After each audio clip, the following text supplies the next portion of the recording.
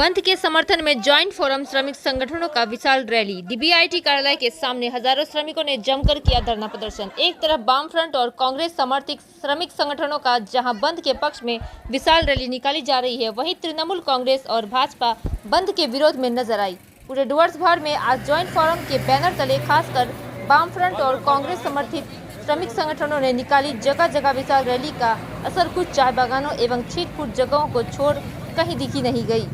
कई जगह चाय श्रमिकों कार्य करते हुए नजर आई। यह विदित हो कि 28 मार्च सोमवार को जॉइंट फोरम के बैनर तले कई श्रमिक संगठनों ने निकाली विशाल रैली। बिनागुड़ी में निकाली गई रैली लगभग 1.5 किलोमीटर लंबा और विशाल नजर आई। बिनागुड़ी चाय बागान से होते हुए बिनागुड़ी रेल गेट से राष्ट्रीय राजमार्ग 31 सड़क होते हुए बिनागुड़ी बाजार चौक होकर हल्दीबाड़ी रोड से गुजरते हुए यह विशाल rally Dooars branch India tea association DBIT कार्यालय गेट पहुंचकर डीबीआईटी गेट के सामने मैदान में पहुंचकर हजारों श्रमिक जमा होकर धरना प्रदर्शन करते हुए नजर आए। यह विदित हो कि इस महा रैली और धरना प्रदर्शन में जॉइंट फोरम में शामिल विशेषकर वामफ्रंट और वरिष्ठ श्रमिक नेता जियाउल आलम एवं कांग्रेस पार्टी समर्थित एनयूपीडब्ल्यू के केंद्रीय महासचिव मणि कुमार दरनाल के तत्वाधान में हजारों चाय श्रमिकों ने जमकर धरना प्रदर्शन किया। यह बता दें कि इस धरना प्रदर्शन के दौरान काफी संख्या में चाय श्रमिकों में पुरुष से अधिक महिलाओं को देखा गया। अब बिनागुड़ी बाजार के चौराहे से रैली निकालकर हल्दीबाड़ी रोड की तरफ जा रही थी। उस दौरान लगभग 20 मिनट तक राष्ट्रीय राजमार्ग दोनों तरफ से अवरुद्ध हो गया। रैली की लाइन इतनी लंबी थी जिसके गुजरने से दोनों तरफ सड़क पर गाड़ियों का कतारों से कुछ समय के लिए राष्ट्रीय राजमार्ग थम गई। इस दौरान पुलिस का वहां भूमिका महत्वपूर्ण रहा। पुलिस ने ट्रैफिक कंट्रोल को लेकर बड़ी भूमिका निभाई और सभी रैली में शामिल श्रमिकों ने शांतिपूर्वक सड़क को पार करा लिया। रैली यहां से निकलते हुए हल्दीबाड़ी डीबीआईटी गेट लगभग 4 किलोमीटर का सफर कर पहुंचे धरना प्रदर्शन में शामिल हुए। यह बता दें कि पिछले 23 मार्च से ही उत्तर बंगाल के विभिन्न चाय बागानों के गेट पर लगातार सुबह 7 बजे से लेकर 8 बजे तक जॉइंट फोरम के माध्यम से 3 दर्जन श्रमिक संगठनों का धरना प्रदर्शन चल रहा है। 28 मार्च सोमवार के रैली में श्रमिक नेता मणि कुमार दरनाल एवं वरिष्ठ श्रमिक नेता जियाउल आलम, तिलक छेत्री, कांग्रेस ब्लॉक कमेटी सभापति फखरुद्दीन अंसारी, संजय चौधरी, श्रमिक नेता अजय महली, दीपक कुंडू सहित कई वरिष्ठ नेता शामिल हुए। देखते रहिए NI Dooars news. Facebook, YouTube और ट्विटर पर लाइक और सब्सक्राइब करें। अपने इलाके के महत्वपूर्ण खबरों से जुड़े रहें। थैंक यू, धन्यवाद। बीजेपी का यूनियन को जो हम लोग का बाहर में था, सबको बुला करके इकट्ठा लड़ने का हम लोग ने आह्वान किया। क्या समझ में आया पता नहीं, लेकिन आज वो दोनों यूनियन हड़ताल के खिलाफ पे है। सजग श्रमिक है। हम लोगों ने क्या मुख्य मुद्दा है? यही होते हैं मजदूरों का निशाना। मजदूर का कोई भी अपना लक्ष्य को पूरा करने के लिए आगे बढ़ते हैं ना, तो एक साथ उठते हैं, हजारों संख्या में उठते हैं, लाखों संख्या में उठते हैं। बीते 3-4 दिन से चाय बागान के हर गेटों में यही आवाज़ उठ रहा है, हमारे ऊपर जो अन्याय, हमारे मजदूरी जो 202 रुपया है, ये कोई हिसाब से तय नहीं हुआ।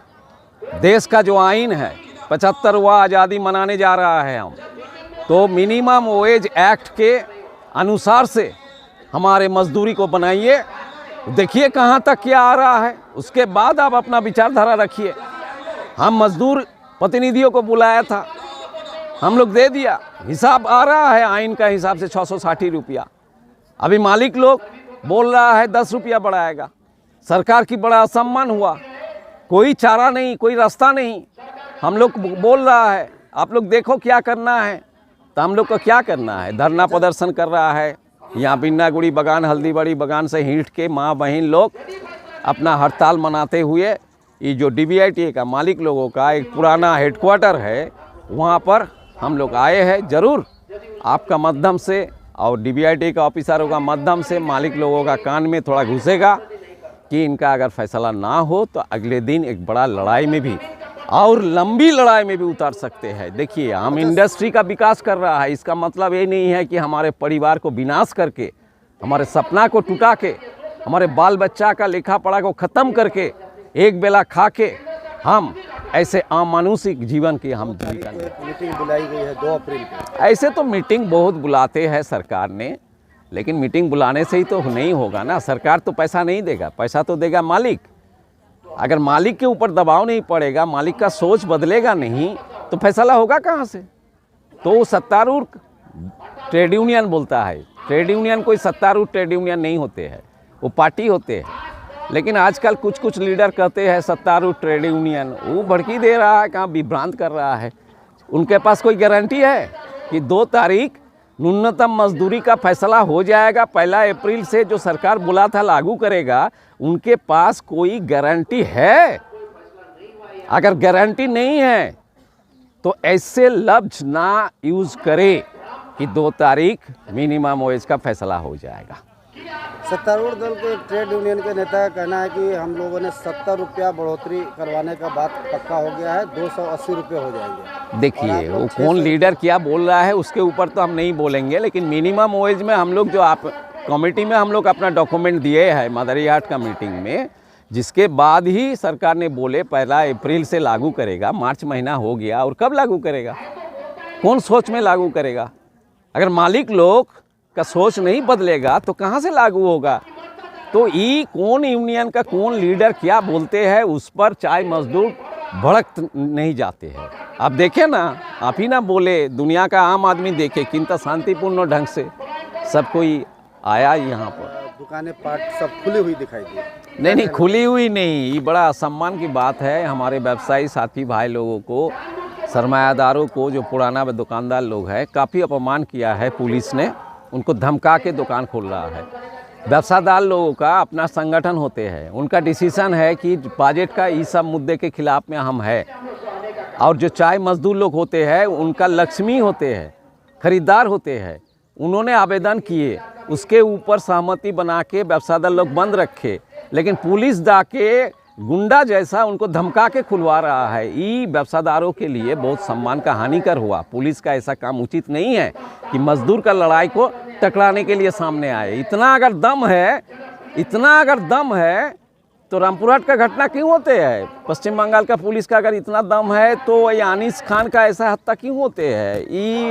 इस गांव में, शहर में हमारे बेटी बहन का इतना इज्जत क्यों लूटा जा रहा है? अगर इतना ही दम है तो 2 नंबरी धंधा एकदम गांव से लेके कलकत्ता तक किस तरीक़ा से चल रहा है? तो ये बात नहीं है। बंगाल की पुलिस का एक हिस्सा बहुत ही गंदा वही है। पुलिस तो अपना अगर दल दास हो जाएगा ना, उनके अपने सर्विस कंडीशन पर वो ना रहे, जनता सेवा का ध्यान से उनका ज़्यादा सेवा रह जाएगा, कोई शासक दल की सेवा करना, तो ऐसा ही बंगाल का नतीजा आईन श्रृंखला में देखा जा रहा है। ना कोई डरता है, ना कोई उनको सम्मान करते हैं। पुलिस सुनने से ही तो आदमी के भीतर में बीते 10 साल 11 साल में तो काफ़ी घिनौना पैदा होते हैं। अच्छा सर, आज के हड़ताल में कहाँ के लोग शामिल हुए हैं? काफ़ी संख्या में लोग देखा जा रहा है। यहाँ पर तो बिन्नागुड़िया और अड़ोस पड़ोस का हल्दीबाड़ी यहाँ पर शामिल हुए DBIT में, और जगह पर जहाँ अड़ोस पड़ोस का ऑफिस है वहाँ से शामिल हो रहा है।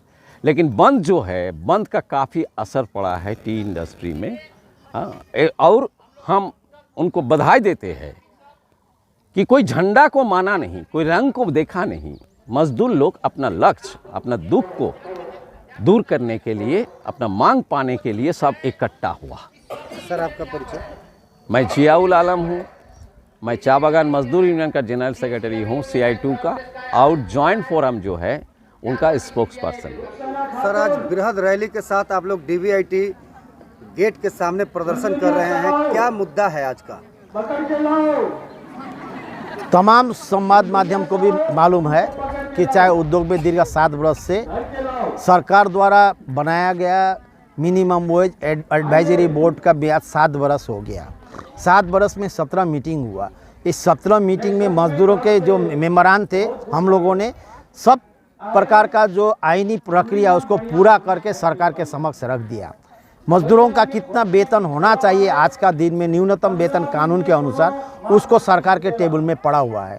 मालिकों ने भी निश्चय जमा कर दिया है, उनका जो कागज़ पत्र है ये विगत 14 तारीख को जमा किया, ऐसा है। लेकिन आज दीर्घ 7 साल के बाद भी इसका कोई फैसला नहीं होने से हम लोग को बड़ा आश्चर्य है कि सरकार क्या कर रही है, मालिक अपने जो श्रमिकों के साथ में क्या रवैया कर रही है। इसलिए हम लोग सरकार को और मालिक को सजग कराने के लिए 24 तारीख से हम लोग आंदोलन में उतरे हैं, और जिसमें 28 और 29 तारीख को हम लोग का जो चाय उद्योग में एक हड़ताल दाबी रखे हैं कि कोई भी हालत में न्यूनतम वेतन होना पड़ेगा, जमीन का पट्टा होना पड़ेगा, रिटायरमेंट एज 60 बरस होना पड़ेगा, टी बोर्ड को सजग किया जाए, टी बोर्ड का वेलफेयर फंड का पैसा चाहे श्रमिकों तक पहुंचना चाहिए, बेरोजगारी दूर होना चाहिए, चीज़ बीज का दाम घटना चाहिए, श्रमिकों का क्रय क्षमता घट रहा है। विभिन्न मुद्दा को लेकर के हमारा ये हड़ताल और रैली है।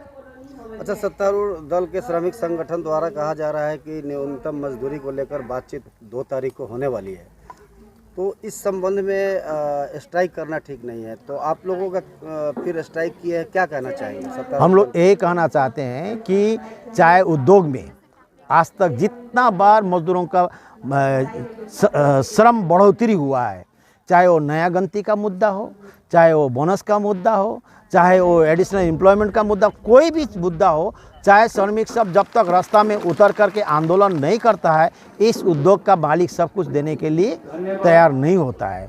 ऐसा बहुत सारा उदाहरण है। ये इंडस्ट्री में बड़ा 3-4 बड़ा मुद्दा हुआ है। एक बार 69 के समय में कम से कम 18 दिन का हड़ताल हुआ था। 2005 साल में हम लोग का 11 दिन का हड़ताल हुआ था। तो ये एक ऐसा सिलसिला है जहाँ पर मालिक और मजदूर बैठ करके एक तो सिलसिलावार तरीका से चीज़ को सलटाएं, चीज़ को एक तो सामूहिक समझौता करें, वो थोड़ा वीक मिलता है। और सरकार को एक जो गाइडलाइन है, जो गाइडलाइन मान करके सरकार चीज़ को डिक्लेयर कर दे, तब तो ये झमेला होता नहीं। 7 बरस लगता है श्रमिकों का जो न्यूनतम वेतन लागू होने के लिए। दक्षिण भारत में, केरला में है, तमिलनाडु में है, कर्नाटक में है, तो नॉर्थ इंडिया में क्यों नहीं है?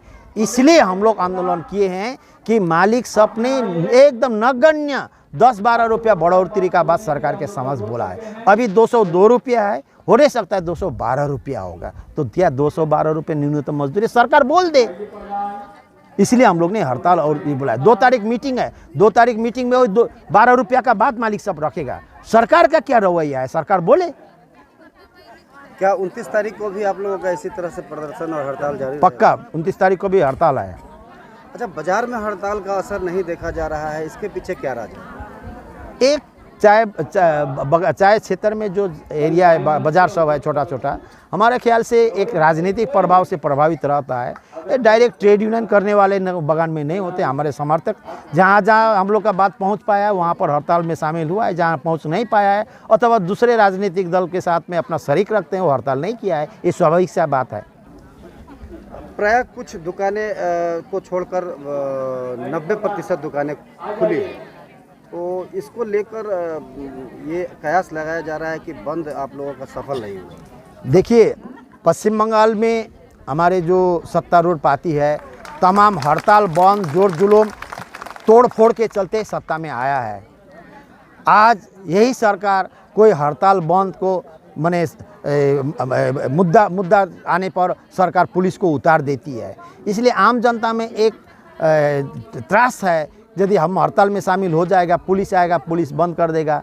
अभी तो आप जानते हैं जो पुलिस थाना जो है वो टीएमसी का असली जगह, राजनीतिक जगह बन के बैठा हुआ है। इसलिए जो पुलिस का जो रोल है, जो सरकार का समर्थन करना, इसका डर से भी आम जनता सब हड़ताल में शामिल नहीं होते हैं। बहुत दुकान वगैरह को हम लोग को आवाज़ दिया गया है, हम लोग को खबर है कि पुलिस द्वारा डरा धमका कर भी उसको खुलवाया गया है। वो गणतांत्रिक नहीं है। क्या क्या मुद्दे हैं मुख्य जिसको लेकर आप लोग इस हड़ताल में उतरे हैं? देखिए, आज चाय बागान का मुद्दा तो है ही, आपको बता दिया। देश भर में ही हड़ताल चल रहा है। देखिए, बात ऐसा है कि देश का जो आर्थिक स्थिति है इतना टालमटोल हो चुका है कि रिजर्व जो फंड था देश का, जो रिजर्व बैंक में जो रिजर्व फंड रहता है, जो इमरजेंसी फंड रहता है, उसको तक ने सेंट्रल गवर्नमेंट ने यूटिलाइज कर लिया। एक बार 75,000 करोड़ रुपया, उसके बाद में 1,500 करोड़ रुपया रिजर्व फंड को हाथ लगाया है। रेल को बिक्री हो रहा है, हवाई मार्ग बिक्री हो रहा है, हवाई जहाज बिक्री, सरकारी बिक्री हो रहा है। आपको जो जितना भी पब्लिक सेक्टर सेल बेल जैसा को आपको बिक्री के लिए रखा हुआ है, आपको LIC प्राइवेटाइजेशन कर रहा है, बैंक प्राइवेटाइजेशन हो रहा है।